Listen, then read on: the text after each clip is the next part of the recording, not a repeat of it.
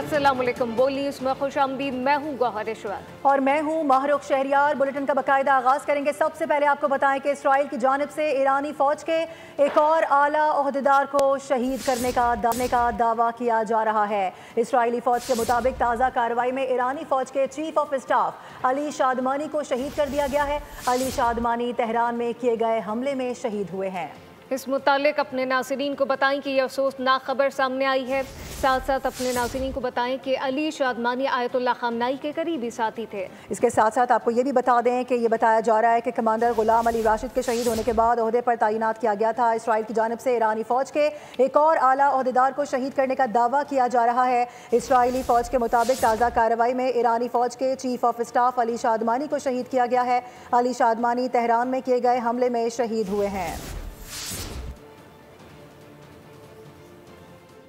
खबर यह है कि ईरान का इसराइल पर ताज़ा हमला हुआ है। ईरानी हमले से तल अबीब में सायरन बज गए हैं। सेहूनी खौफ के आलम में इधर से उधर भागते नजर आ रहे हैं। अफरा तफरी में 5 अफराद जख्मी हो गए हैं। मिसाइल हमले के बाद तल अबीब के इर्द गिर्द आग धुआं देखा जा सकता है। तल अबीब और मकबूजा बैतुल मकदस में जोरदार धमाकों की आवाज़ों से दिल दहल उठे हैं। इमारतों के शीशे टूट गए हैं। कारें तबाह, कई बड़ी इमारत मलबे का ढेर बन चुकी है। इसराइली फ़ौज ने खदशा जाहिर किया है कि ईरान मजीद हमले भी करेगा।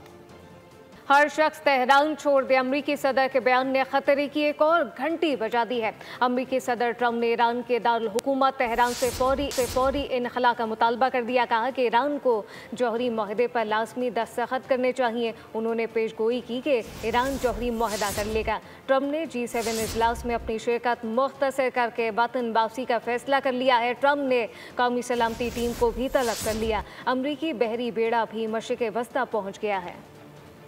हालात गंभीर हो गए, खतरा बढ़ गया। ट्रंप ने अपने सोशल मीडिया प्लेटफॉर्म ट्रुथ पर लिखा कि मैं बार बार कह चुका हूं, हर किसी को फौरन तेहरान से निकल जाना चाहिए। ट्रंप ने कहा कि ईरान एटमी हथियार नहीं रख सकता। बरतानवी वजीर आजम के साथ गुफ्तगू में ट्रंप ने कहा कि ईरान को माहदे पर दस्तखत करने चाहिए। यकीनी बनाने जा रहे हैं कि ईरान के पास जौहरी हथियार ना हो। ईरान को जौहरी माहदे पर दस्तखत करने के लिए 60 दिन का वक्त दिया, लेकिन ईरान ने इनकार कर दिया। व्हाइट हाउस की प्रेस सेक्रेटरी कैरोलिन लीविट ने कहा कि सदर ट्रंप ने अपना G7 का दौरा मुख्तसर कर दिया और सिचुएशन रूम में इजलास तलब कर लिया है। नेशनल सिक्योरिटी काउंसिल को भी तैयार रहने का हुक्म दिया गया। अमरीकी पेंटागन चीफ ने एक बयान में कहा कि सदर ट्रंप अब भी ईरान के साथ न्यूक्लियर डील के लिए कोशां है। आम अमरीका चौकस और तैयार है और मशरिक़ वुस्ता में अपने असासों की हिफाजत करेगा। दूसरी जानिब अमरीका ने मिलिट्री रिफ्यूलिंग जहाजों की बड़ी तादाद मशरिक़ वुस्ता भेजी है। मशरिक़ वुस्ता में 3 अमरीकी तैयारा बरदार बहरी जहाजों की नकलो हरकत भी हुई है। बड़ी खबर यह भी है कि G7 ममालिक ने इसराइल की हिमायत कर दी है। ईरान को मशरिक़ वुस्ता में अदम इस्तेहकाम का जरिया करार दे दिया गया है। एलामिया के मुताबिक कहा गया कि हम इस बात की तौसीक करते हैं कि इसराइल को अपने दिफा का हक हासिल है। हम इसराइल की सलामती के लिए अपनी हिमायत का इजहार करते हैं। ईरान को कभी भी एटमी हथियार हासिल करने की इजाज़त नहीं दी जा सकती।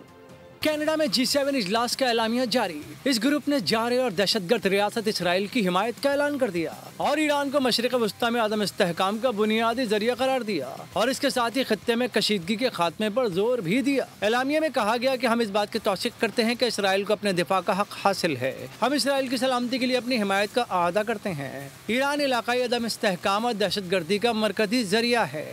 ईरान को कभी भी एटमी हथियार हासिल करने की इजाज़त नहीं दी जा सकती। हम इस बात पर जोर देते हैं कि ईरानी बहरान का हल मशरिक़ वस्ता में वसी पैमाने पर कशीदगी के खात्मे बशमूल गज़ा में जंगबंदी का बाइस बनना चाहिए। G7 रहनुमाओं ने यह भी कहा कि वो तवानाई की मंडियों में इस्तेहकाम कायम रखने के लिए बाहमी ताउन पर तैयार। इसराइली शहरी तेल अबीब से फौरी तौर पर निकल जाएं। इसराइली टीवी चैनल के वर्कर भी इनखला कर लें। पासदारान इनकलाब ने तेल अबीब पर बड़ा हमला करने का ऐलान कर दिया है। ईरान के आज इसराइल पर 10वें हमले में 30 मिसाइल दाखिल गए, जिससे मजीद 8 फ़लस्तीनी हलाक और 300 से ज़्यादा जख्मी हो गए। तेल अबीब में सायरन बजते रहे। हैफा की रिफाइनरी को भी बंद कर दिया गया। ईरान ने अक़वाम मुत्तहिदा की सलामती कौंसिल को खबरदार कर दिया कि ईरान पर इसराइली हमलों में तेल अबीब से ताउन करने वाले ममालिक बहरान के नताइज का सामना करने के लिए तैयार रहे। 4 रोज़ा जंग में ईरान के 224 जबकि इसराइल में 24 शहरी मारे जा चुके। बड़े हमले का ऐलान। ईरान का इसराइली शहरियों को तल अबीब खाली करने की फौरी हिदायत। ईरान के पासदारान इनकलाब ने तल अवीव पर बड़ा हमला करने का ऐलान कर दिया। पासदारान इनकलाब के तर्जुमान जनरल अली मोहम्मद ने कहा कि ऑपरेशन वादे सादिक सोम के तहत हम दुश्मन को एक लम्हे के लिए भी अमन मयसर नहीं होने देंगे। ईरान ने सुबह सवेरे इसराइल पर एक और बड़ा शदीद हमला किया। तल अवीव में सायरन बज उठे, जबकि इसराइल के कई शहरों में हाई अलर्ट कर दिया गया। ईरान ने हैफा बंदरगाह और तल अवीव की जानिब मुतादिद बैलिस्टिक मिसाइल और ड्रोन दागे। मिसाइल हमलों में इसराइली जौहरी तनसीबात डेमोना को भी निशाना बनाया गया। ईरान ने अक़वाम मुत्तहिदा की सलामती काउंसिल को खबरदार किया है कि ईरान पर इसराइली हमलों में तल अवीव से ताउन करने वाले ममालिक बहरान के नताइज का सामना करने के लिए तैयार रहें। अक़वाम मुत्तहिदा में ईरान के मुस्तकिल मंदूब अमीर सईद इरावानी ने सलामती काउंसिल को भेजे गए खत में कहा कि अमरीकी हथियारों, खुफिया मालूमात और सियासी हिमायत के बगैर इसराइल किसी सूरत ईरान पर हमला नहीं कर सकता था। उन्होंने कहा कि इस गैर कानूनी हमले की जिम्मेदारी अमरीका पर भी आयद होती है। और ईरान के पैदर पे हमलों से नाजायज़ रियासत इसराइल पर लर्जा तारी हो गया है। बौखलाहट में ईरानी सरकारी टीवी को निशाना बनाया गया। बहादुर खातून टीवी एंकर धमाके से भी खौफजदा न हुई। एक वक्फे के बाद नशरियात को दोबारा शुरू कर दिया। नेतन्याहू की आयतुल्लाह खामनाई को कत्ल और ईरानी हुकूमत के तख्ता उलटने की धमकी को फ्रांसीसी सदर मैक्रोन ने एक संगीन गलती करार दे दिया। ईरान के हमलों से इसराइल बौखला गया। तेहरान पर फिर मिसाइल हमला करके सरकारी टीवी की इमारत को निशाना बना दिया। ये हमला उस वक्त हुआ जब एक खातून एंकर बराह रास्त नशरियात में इसराइल पर तनकीद कर रही थी। अचानक धमाका हुआ, तमाम खातून एंकर बिल्कुल नहीं घबराईं और स्टूडियो से बाहर निकल गईं। इस हमले के चंद मिनट तक नशरियात मुअत्तल रही, लेकिन फिर नशरियात बहाल कर दी गईं और खातून एंकर ने वहीं से सिलसिला शुरू किया जहां से मुनक़ता हुआ था। इस्लामी ममालिक ने इसराइल के हमलों की मुत्तफ़िका तौर पर मुसम्मत कर दी है। इसराइल की जानिब से ईरान पर जारी हमलों के खिलाफ 20 ममालिक मुस्लिम ममालिक ने मुश्तरका एलामिया जारी कर दिया। दफ्तर खर्जा के मुताबिक पाकिस्तान, सऊदी अरब, ईरान, कतर, कुवैत, मिस्र, उर्दन, अलजायर और बहरीन समेत तुर्किया, ओमान, मुत्तहदा अरब अमारात और सूडान इन ममालिक में शामिल हैं जिन्होंने एलामिया की तौसीक़ की है। एलामिया में इसराइली हमलों को बैनुल-अक़वामी क़वानीन और अक़वाम मुत्तहदा के चार्टर की खिलाफ वर्जी करार देते हुए कहा गया कि मशरिक़ वुस्ता में अमन की बहाली के लिए इसराइली जौहरियत फौरी रोकी जाए। मुतालबा किया गया मशरिक़ वुस्ता को जौहरी और दीगर तबाही फैलाने वाले हथियारों से पाक जोन बनाया जाए और तमाम इलाकाई ममालिक जौहरी अदम फैलाव के मुआहदे APT में शामिल हो। उधर पाकिस्तान का नफरत अंगेज़ बयानी के खिलाफ अक़वाम मुत्तहिदा से अमली इक़दाम का मुतालबा सामने आया है। UN इजलास से खिताब में पाकिस्तानी मंदूब आसिम इफ्तिखार ने कहा है कि नफरत अंगेज़ बयानी आलमी अमन के लिए ख़तरा बन रहे हैं। इस्लामोफोबिया में इजाफा इंतहाई तशवीशनाक है। नफरत मजहबी हो या फिर नस्ली, सिंफी हो या कौमी, रोकना नागुज़ीर हो चुका है। डिजिटल प्लेटफॉर्म्स नफरत फैलाने का जरिया बन रहे हैं। इस्लामोफोबिया के खिलाफ UN के खुसूसी एलची की तकर्री का खैर मकदम करते हैं। आपको बताएं कि फील्ड मार्शल सैयद आसिम मुनीर का दौरा अमरीका, वाशिंगटन में मुकीम पाकिस्तानी कम्युनिटी से मुलाकात की। बड़ी तादाद में ओवरसीज़ पाकिस्तानियों की जानिब से चीफ ऑफ आर्मी स्टाफ का पुरतपाक इस्तकबाल किया गया। मार्काए हक में पाक अफवाज की शानदार कारकर्दगी पर ज़बरदस्त खिराजे तहसीन पेश किया गया। मुसल्लह अफवाज की बहादुरी और पेशावराना महारत को सराहा। फील्ड मार्शल ने ओवरसीज़ पाकिस्तानियों की मईशत में खिदमत और सरमायाकारी को सराहा। कहा कि ओवरसीज़ पाकिस्तानियों ने तरसलात ज़र सरमायाकारी मुख्तलिफ शोबों में अपनी आला कामयाबियों की बदौलत अहम किरदार अदा किया। समंदर पार पाकिस्तानियों ने मुफीद तजवीज़ तजुर्बात में भी चीफ के साथ शेयर की। आर्मी चीफ ने ओवरसीज़ पाकिस्तानी कम्युनिटी से रवाबित मज़ीद मजबूत बनाने पर जोर दिया। मुलाकात के अख्ताम पर मजबूत, महफूज और खुशहाल पाकिस्तान का अज़म किया गया। और हमने एटम बॉम्ब जंग के लिए नहीं बल्कि अमन के लिए बनाया है। इसराइल ने ईरान पर हमला करके ज़्यादती की है। हम ईरान के साथ खड़े हैं और खड़े रहेंगे। सदर मुस्लिम लीग नून नवाज शरीफ की बरतानिया में मीडिया से गुफ्तगू। कहा कि शहबाज शरीफ और मरियम नवाज नेक नियति के साथ काम कर रहे हैं। पाकिस्तान मुश्किलात से बाहर निकलता हुआ नजर आ रहा है। पाकिस्तान की खुशनसीबी है कि वो आज एक एटमी मुल्क है। खुदा न खास्ता इसको कोई जंग के लिए अपने आप को एटमी कुव्वत नहीं बनाया, बल्कि पीस के लिए बनाया है। अमन कायम रहे और दुनिया में अमन कायम होना चाहिए। और जो इसराइल ने भी ज़्यादती की है ईरान के ऊपर, और मैं समझता हूँ कि बहुत जुल्म है। ये तो ईरान के साथ खड़े हैं और खड़े रहेंगे इंशाअल्लाह। शहबाज शरीफ साहब ने बड़ा काम किया है, उन्होंने इसकी बुनियाद रखी है शहबाज शरीफ साहब ने, और मरियम माशाल्लाह उसको और आगे लेके चल रही हैं। इंशाअल्लाह ज़रूर पाकिस्तान मुश्किलों से बाहर निकलेगा और निकल रहा है। नजर आ रहा है कि अल्लाह के फजल से पहले से बेहतरी आ रही है। पाकिस्तान की खुशनसीबी है कि पाकिस्तान आज एक एटमी मुल्क है। इराक के बाद ईरान के मामले पर भी झूठ बोला जा रहा है। अमीर जमात इस्लामी अमीर ने मुनाफकत की कड़े हाथों ले लिया। अमेरिका इसराइल को मुसल्लह भी कर रहा है और जंग बंदी की बातें भी कर रहा है। दूसरी जानिब इसराइल के पास 400 से ज़ायद वॉर हेड हैं, लेकिन अमेरिका और इत्तेहादी ईरानी जौहरी प्रोग्राम से परेशान है। ईरान की हिमायत करना तमाम मुसलमानों की जिम्मेदारी है। दहशतगर्दी है वो जो मज़ीद फैलती चली जा रही है, इसने हालात को बहुत ज़्यादा बिगाड़ दिया है। ईरान पर उन्होंने हमला किया हुआ है, मुसलसल मिसाइल बरस रहे हैं।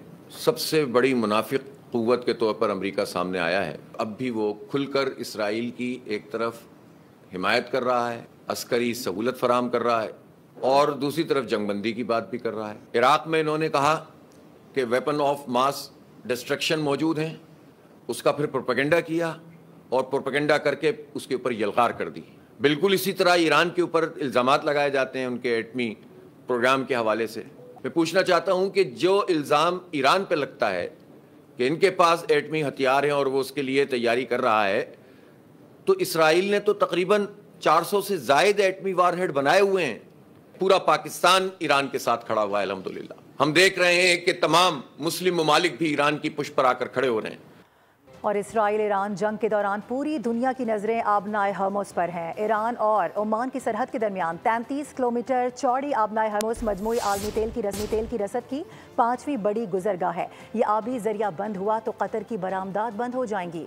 सऊदी अरब, इमारात, कुवैत और ईरान अपना तेल भी दीगर ममालिक तक नहीं पहुँचा सकेंगे। इसराइल, ईरान और तेल आबनाए हर्मुज़ बंद हुई तो क्या होगा? ईरान समेत सऊदी अरब, अमारात, कतर, कुवैत के लिए बड़ी माशी मुश्किल खड़ी हो सकती है। कतर LNG बरामद नहीं कर सकेगा, बाकी ममालिक भी तेल नहीं बेच सकेंगे। इस सूरत हाल में माहिरीन का कहना है कि इजलास में पहुंचे जहां से कम्युनिटी ने खूब मेहमान नवाजी की। कैलगरी में एहतजाजी मुजाहरा किया, कहा कि सिखों के कातिल का कनाडा में कोई खैर मकदम नहीं से यहाँ से निकाला जाए। वेदर अपडेट्स में आपको बताएं कि मुल्क के बेशतर इलाकों में गर्मी का राज बरकरार है। कराची में चंद एक मकामात पर बूंदाबांदी रिपोर्ट हुई है। शहरी 2 रोज से बारिश के मुंतजिर हैं। हवा में नमी के बाइस हब से शहरी तंग आ चुके हैं। महकमा मौसमियात ने सिंध और बलूचिस्तान में मौसम खुश्क और गर्म रहने की पेशगोई कर दी है। इसके साथ साथ इस्लामाबाद, लाहौर और कश्मीर में हल्की बारिश की तवक्को की जा रही है।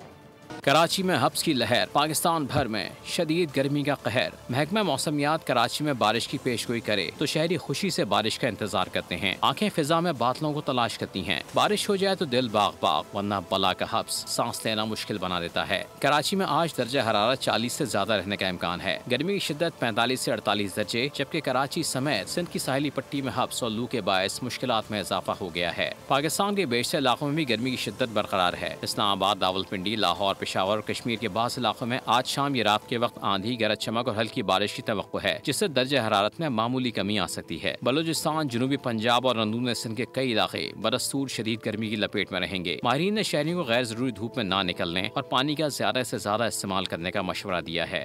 शहर का शदीद गर्मी की लपेट में है। आज भी पारा 40 डिग्री से तजावुज करने का इम्कान है। इस वक्त दर्जा हरारत 39 डिग्री मगर गर्मी की शिदत 48 डिग्री तक महसूस की जा रही है। मजीद क्या तफसीलात हैं, मरियम हसन से जान लेते हैं। जी मरियम। शहर इस वक्त शदीद गर्मी की लपेट में है। आज भी मौसम इंतहाई गर्म और मरतूब रहने का इम्कान जाहिर किया गया है। शहर का मौजूदा दर्जा हरारत 39 डिग्री सेंटीग्रेड रिकॉर्ड किया गया है। हवा में नमी का तनासुब महज 40% है। ताहम गर्मी की शिद्दत जो है वो 43 से 48 डिग्री सेंटीग्रेड के दरमियान जो है महसूस की जा रही है। आज भी पारा 40 डिग्री से तजावुज़ करने का इम्कान जाहिर किया गया है। याद रहे कि शहर में समुद्री हवाएँ मुकम्मल तौर पर मुअत्तल हैं और मगरबी सिमत से 12 किलोमीटर फ़ी घंटा की रफ्तार से गर्म हवाएँ जो हैं वो चल रही हैं। महकमा मौसमियात के मुताबिक आज भी शहर के मुज़ाफ़ात में गरज चमक के साथ बारिश का इम्कान मौजूद है। याद रहे कि आज से लेकर कल तक के लिए माहिरीन सेहत ने शहरियों को खुसूसी तौर पर एहतियाती तदाबीर इख्तियार करने की हिदायत की है। दोपहर सुबह 11 से शाम 4 बजे तक धूप में ना निकलने की हिदायत की गई। उसके साथ साथ पानी और ठंडे मशरूबात का ज़्यादा से ज़्यादा इस्तेमाल करने की हिदायत की गई है ताकि गर्मी की जो मुज़र असरात हैं इंसानी सेहत को मुतासर ना कर सकें। वहीं दूसरी जानिब ये भी कहा जा रहा है कि अपने अतराफ़ इताफ में चरिंद परिंद और उसके साथ साथ जानवरों का भी ख्याल रखा जाए। शेड्स में उनके लिए लाजमी पानी रखा जाए ताकि गर्मी की मुज़र असरात से वो भी महफूज रह सकें। मरियम हसन, बहुत शुक्रिया। जैसे कि हम बात कर रहे हैं कि कराची में शदीद गर्मी की लहर बरकरार है, लेकिन इसके साथ साथ के इलेक्ट्रिक की जानिब से 20 घंटे से ज़ायद की तवील बिजली की बंदिश ने शहरियों को दोहरे अजाब में मुब्तला कर रखा है। बच्चे हों, बूढ़े हों या बीमार अफराद शदीद मुतासिर हो रहे हैं। कराची का इलाका जैकब लाइन यहाँ से रिपोर्ट कर रहे हैं मोहम्मद काशान, उनसे बात करेंगे। काशान, बताएगा क्या शिकायत हैं यहाँ पर लोगों की? ठीक है, कफील से बात कर लेते हैं इस हवाले से। कफील, बताइएगा।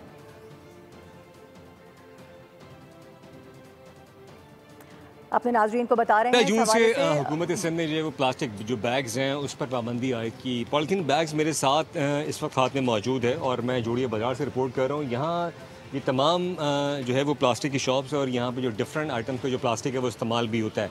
दुकानदार इस हवाले से खौफ का शिकार है कि आया ये जो पाबंदी है किस चीज़ पर है। दुकानदार सरमद मेरे साथ। सरमद सर, मैं ये कहना चाहूँगा कि पॉलीथीन बैग इन्होंने कहा कि पॉलीथीन बैग्स जी, तो पॉलीथीन बैग जितने भी हैं सारे प्लास्टिक बैग्स आता है। तो हम इस खौफ का शिकार हैं कि हमें ये ज़रा वाज़ेह कर दें कि प्लास्टिक बैग जो है वो हैंडल बैग्स के हैं या पॉलीथीन बैग और सब शामिल। कहा गया कि रेड भी की जाएगी, अब छापे मारे जाएंगे, तो कितना खौफ है इस वक्त मार्केट? सर ऑब्वियसली है ये सारी चीज़ें हमारे जहन में, लेकिन एटलीस्ट हमें इतनी आगाही दी जाए कि इस चीज़ पर पाबंदी है तो हम उसके लिए तैयार हैं। गवर्नमेंट के साथ फ्रेंडली हम बिल्कुल वो चीज़ अवॉइड कर देंगे, बिल्कुल यूज़ नहीं करेंगे, ना ही सेल करेंगे। और हम गवर्नमेंट के साथ बैठने को तैयार हैं। गवर्नमेंट बैठे और चीज़ डिसाइड करे कि आया किस चीज़ को जो है वो यूज़ नहीं करना, तो उसके अकॉर्डिंगली हम जो है वो चीज़ों को अपना लेंगे कि अगर गवर्नमेंट बाकायदा तौर पर पाबंदी आयद करती है तो हमें उसमें कोई मजाक नहीं, लेकिन बैठ के बात की जाए कि आया कि मसला है। ठीक है, प्लास्टिक बैग्स के हवाले से हमारे नुमाइंदे बता रहे थे। कफील अहमद, बहुत शुक्रिया आपका। आगे बढ़ेंगे, कुछ दीगर खबरें शामिल करेंगे। स्पोर्ट्स का जिक्र करते हुए बताएं कि एक मैच में 3 सुपर ओवर T20 क्रिकेट में नई तारीख रकम हो गई है। मद्दाहों को इंतहाई सनसनीखेज मुकाबला देखने को मिला है। आपको ये बता दें कि ग्लासगो में नेपाल और नेदरलैंड्स का T20 मैच नतीजा खेज बनाने के लिए 3 सुपर ओवर्स करवा दिए गए। इब्तदाई 2 सुपर ओवर्स में मुकाबला बराबर रहा था। तीसरे सुपर ओवर में नेपाल बगैर कोई रन बनाए दोनों विकेटें गंवा बैठी। नेदरलैंड्स को जीत के लिए 1 रन का हदफ मिला। माइकल लेविट ने छक्का लगाकर टीम को फतह दिलवा दी। Olympic gold medallist Arshad Nadeem के लिए एक और एहसास। पेरिस ओलंपिक में तारीखी कारकर्दगी पर आलमी जरीदे फोर्ब्स ने 30 अंडर 30 एशिया की फहरिस्त में शामिल कर लिया। 28 साल अरशद नदीम ने गुज़िश्ता साल पेरिस ओलंपिक्स के जेवलिन थ्रो इवेंट में 92.97 मीटर की थ्रो करके गोल्ड मेडल हासिल किया था। फोर्ब्स ने असिस्टेंट शो का करार दिया गया। ये इनफरादी मुकाबलों में पाकिस्तान का ओलंपिक्स में पहला तलाई तमगा है। इसी के साथ न्यूज़ बुलेटिन से फुल वक्त इतना ही। विजिट कीजिए boldnews.com और देखते रहिए बोल्ड।